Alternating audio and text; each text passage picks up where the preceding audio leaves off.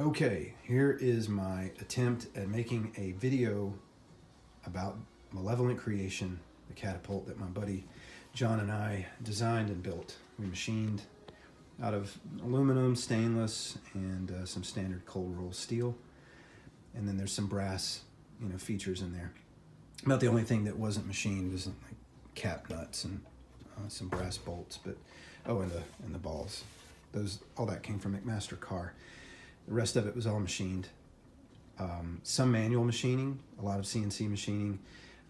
All of this was designed years ago in AutoCAD, just some standard two-dimensional stuff.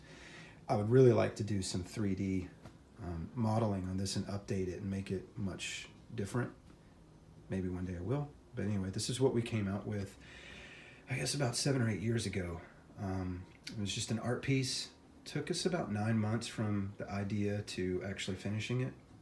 It's just some after hours work at the shop, and it was all for fun, scrap materials that we found, and yeah, that's that. So the idea came from Leonardo da Vinci's leaf spring concept for his catapult, one of his little siege weapons that he was inventing.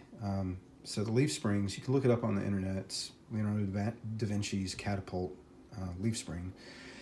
So he'd had symmetrical leaf springs coming both off of each side, and they kind of like had a hook, I guess, and then a rope from end to end was connected through a wheel that was connected to some sort of like ratchet.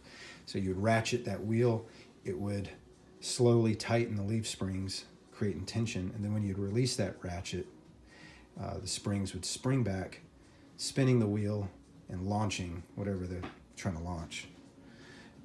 So we went with that.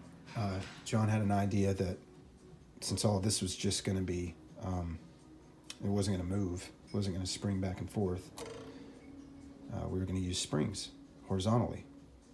And there's going to have to be 2 different heights because it's going to be like in a Z effect. I thought it was a really great idea, so it's what we went with.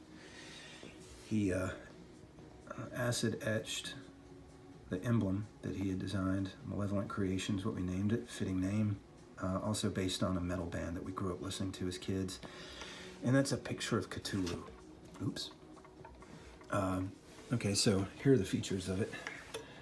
It's a locking pin, goes in this hole. There's a hole that's in line with the wheel whenever it's locked. Whenever it's cranked. I'll show you that in a second. It's gonna be hard with 2 hands. And this is the lever to crank it. Back side of this, there's a relief, like a channel in here. So if I wanted to adjust the length of this, it could kind of get down in there without damaging anything. And then there's 2 stops here. Now, that's kind of a design flaw in a way. If you're really trying to use this constantly, which I'm not, because it's a piece of art, not actually a functional catapult, or at least not designed to take down castles. Anyway, whenever it launches, it hits these stops and it'll eventually destroy itself if I kept doing it. So I don't really launch it very often. The springs that are on it are a lot lighter than what I originally put on it. These springs right here actually are incredibly strong and will in fact launch one of those brass balls, I'd say about 30 yards. I've exaggerated 30 to 40, but I think maybe 30 yards. That'd probably be its max, but it's pretty far distance considering the size of this thing. Okay, so let's do this. Here we go. Lever goes in. And rotate. So that is its firing position, but because I'm holding a phone and doing this at the same time, it's going to be kind of funny, but I'll try to get that locking pin in. There we go, it's locked. Pull the lever out, put the brass ball in, and it's ready to launch, but not in my house. So I'll have to do a separate video on it actually launching one of these brass balls. And because I have claimed that it will launch so far, I'll put these springs back on it It's probably going to bend that rod because I've bent one before. I had to make that one afterwards just for display purposes. But you know, if I make a claim like that, I guess I need to show what it can do. But that'll be a separate video. All right, so I'm going to take all this apart.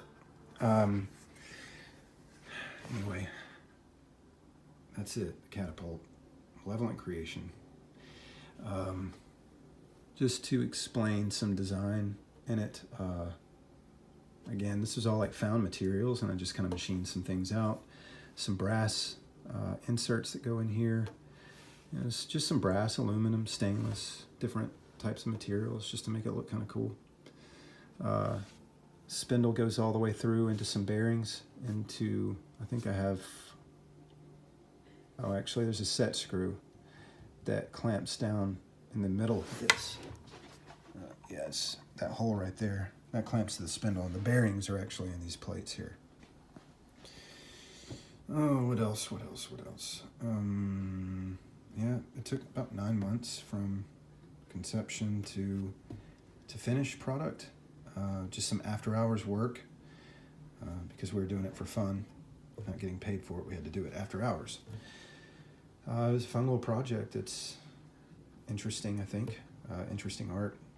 It is a functional catapult, but it's not really supposed to fire often, so just keep that in mind. It's more for art. Okay, thanks for watching.